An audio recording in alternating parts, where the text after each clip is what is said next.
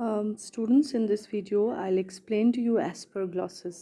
अभी हम लोग फंगल इन्फेक्शंस के बारे में पढ़ रहे हैं, तो फंगल इन्फेक्शंस को कंटिन्यू करते हुए ही मैं आपको आज aspergillosis पढ़ाऊँगी. Aspergillosis एक इन्फेक्शन है which is caused by a fungal species called as aspergilli या aspergillus. ठीक है, this is the name of the species who causes a disease that you called as aspergillosis. ये जो ये एस्परगिलस होता है students, they are ubiquitous in nature. Ubiquitous मतलब वो they are present everywhere in nature. हर जाय छीम present, they are present everywhere in the nature. Whether you look into your air, whether you look into the dust particles around you, whether you look into your clothes, any of the damn thing that you visualizes in your surrounding contains aspergillus. That is why you call it as ubiquitous in nature. ये जो aspergillus होता है, it is ubiquitous in nature. ये आपको हर जगह मिलेगा, everywhere. दूसरी एक चीज़ मैं आपको बता दूँ medically, ये जो organism होता है, it is an opportunistic organism. Opportunistic organism. Class में भी मैं आपको बता चुकी हूँ, फिर बता रही हूँ कि ऑपर्चुनिस्टिक ऑर्गेनिज्म वो होता है स्टूडेंट्स जो खुद ज़्यादा डिजीज़ नहीं प्रोड्यूस करता, पर जब बॉडी ऑलरेडी इम्यूनो कॉम्प्रोमाइज्ड होती है, जिसकी वजह से उसकी इम्यूनिटी कमज़ोर हो गई होती है. फॉर एग्जांपल, आपके पास होते हैं कैंसर पेशेंट्स, या आपके पास होते हैं किसी भी किस्म के इम्यूनो कॉम्प्रोमाइज्ड, जितने भी इम्यूनो कॉम्प्रोमाइज्ड पेशेंट्स होते हैं students, they all can get the infection that you call as aspergillosis.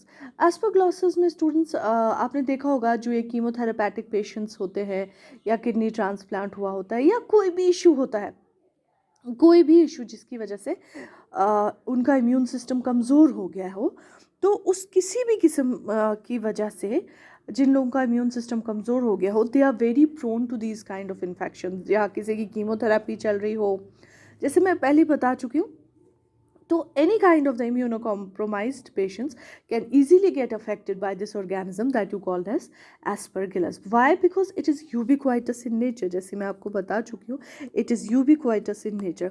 चूँकि ये नेचर में हर जगह मौजूद है, इसीलिए इससे इन्फेक्ट होना बहुत बहुत आसान होता है. It's very easy to get infected. Usually इस ऑर्गेनिज्म की बॉडी के अंदर गोनेडिया होते हैं. ठीक है, मैं अभी आपको बताऊंगी स्ट्रक्चर जब बढ़ाऊंगी. गोनेडिया छोटे छोटे से स्पोर्स इसकी बॉडी के ऊपर होते हैं. वही जब इनहेल हो जाते हैं, when you inhale these conidiophores, the infection gets transplanted into the body. ये जो इन्फेक्शन होता है वो बॉडी में ट्रांसप्लांट होता है.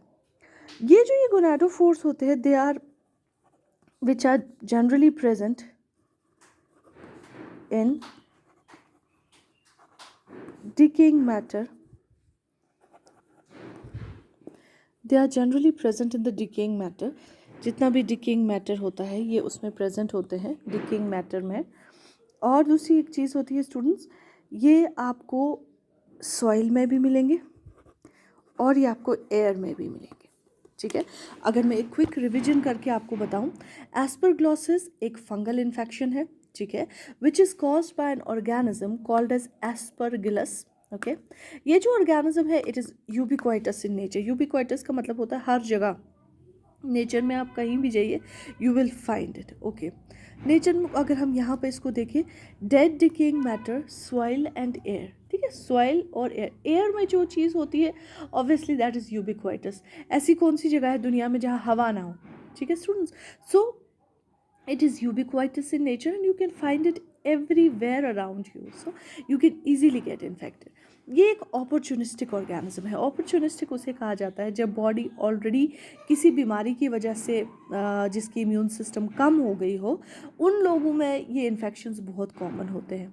और they are called as immunocompromised patient. जो इम्यूनो कॉम्प्रोमाइज्ड पेशेंट होते हैं, जिनका इम्यून सिस्टम कमज़ोर हो गया होता है, उन लोगों को ये इन्फेक्शन ज़्यादा होते हैं. जैसे कि कैंसर पेशेंट होते हैं, कीमोथेरेपैटिक पेशेंट्स होते हैं, किडनी ट्रांसप्लांट होता है, कोई भी ऐसी प्रॉब्लम जिसकी वजह से इम्यून सिस्टम कमज़ोर हो गया हो, उसकी वजह से उन लोगों को ये इन्फेक्शन बहुत कॉमन और प्रिवेलेंट होते हैं. ये जैसे मैंने आपको पहले बताया, जनरल लोग जो होते हैं, general people have immunity, general people have immunity against this organism.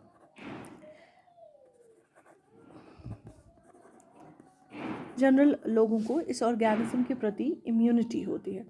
कुछ लोगों में तो आइडेंटिफाई ही नहीं होता है एंड तक उनको इन्फेक्शन है, फिर जब उनकी बॉडी का हम पोस्टमार्टम या ऑटोप्सी करते हैं तब जाके पता चलता है इसको फंगल इन्फेक्शन, मतलब डेड बॉडी में ही पता चला एमसूस fungal infection, because human body has a capacity of fighting against this fungal infection, but irrespective of the patients who are immunocompromised। मैं बार बार इस वर्ड को इस्तेमाल कर रही हूँ ताकि आपको ये कंसेप्ट क्लियर हो जाए। फंगल इन्फेक्शंस जनरली उतने हार्मफुल नहीं होते हैं, वो उतनी ज़्यादा इंपॉर्टेंट क्लिनिकल पिक्चर नहीं प्रोड्यूस करते, मगर जब यही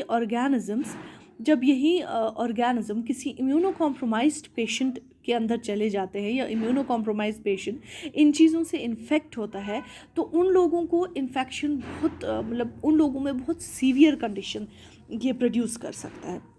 वरना हमारी body generally you have a general immunity against this organism. इस ऑर्गेनिज्म के लिए आपको जनरली एक इम्यूनिटी है। आई होप स्टूडेंट्स आपको क्लियर हो रहा होगा। Now I will explain to you the structure. ये ऑर्गेनिज्म जो है इसका स्ट्रक्चर कैसा है, अब मैं आपको बताऊंगी कि स्ट्रक्चर है कैसा इसका।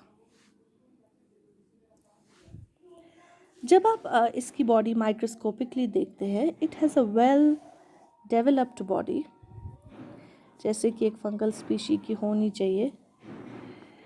ठीक है, I am not good at drawing but I will try to explain you the structure.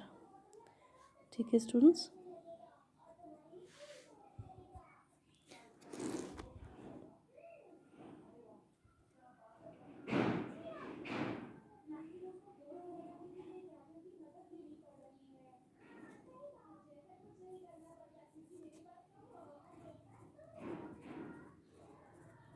these are basically called as gonidia. यही वो स्पोर्स होते हैं, यही वो एलिमेंट होते हैं एस्परगिलस के जो हम लोग इनहेल कर लेते हैं और जिसकी वजह से इन्फेक्शन होता है।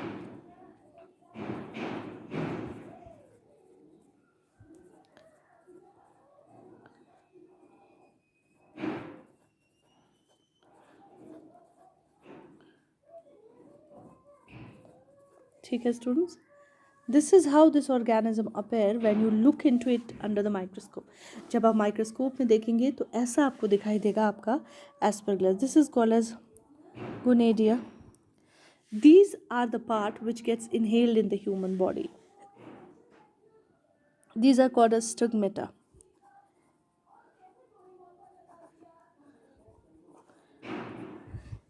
These are called as vesicle. These are called as gonadophores.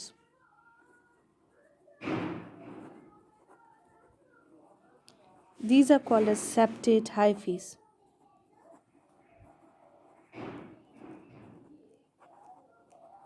So students, this is the structure of aspergillus.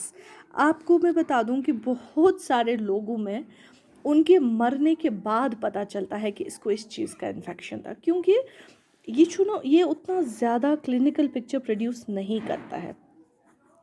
बहुत सारे लोगों में students, you will identify this organism after the death of the patient, but I'll repeat it again, but those who are immunocompromised, who have any kind of compression, जिनको कोई भी मामूली से मामूली डिजीज़ हो जिसकी वजह से उनकी इम्यूनिटी कमज़ोर हो गई हो, उन लोगों में ये इन्फेक्शन जो है बहुत प्रिवेलेंट होता है और क्लिनिकली बहुत ख़तरनाक पिक्चर प्रोड्यूस कर सकता है। So whenever you see any kind of the immunocompromised patient, you need to understand कि इसके लिए ये फंगल इन्फेक्शन भी बहुत हार्मफुल हो सकता है, एंड इफ़ अनट्रीटेड, इसको ट्रीट ना किया जाए at the stage, it can cause death also. और जो ये ऑर्गेनिज्म है, it is a systemic mycotic infection. आपको अगर याद होगा, मैंने आपको पहले दिन पढ़ाया था सुपरफिशियल माइकोटिक इन्फेक्शन। आप देख सकते हैं कि वीडियो में मैंने सुपरफिशियल पढ़ाया। ये वाला जो है, this is systemic mycotic infection या सिस्टमिक माइकोसिस। इसको सिस्टमिक माइकोसिस इसलिए बोलते हैं, सिस्टमिक, इसको सिस्टमिक माइकोसिस इसलिए बोलते हैं स्टूडेंट्स क्योंकि सिस्टमिक माइकोसिस ये हमारे सिस्टम को अफेक्ट करता है। आई होप आपको क्लियर हो गया होगा। Thank you.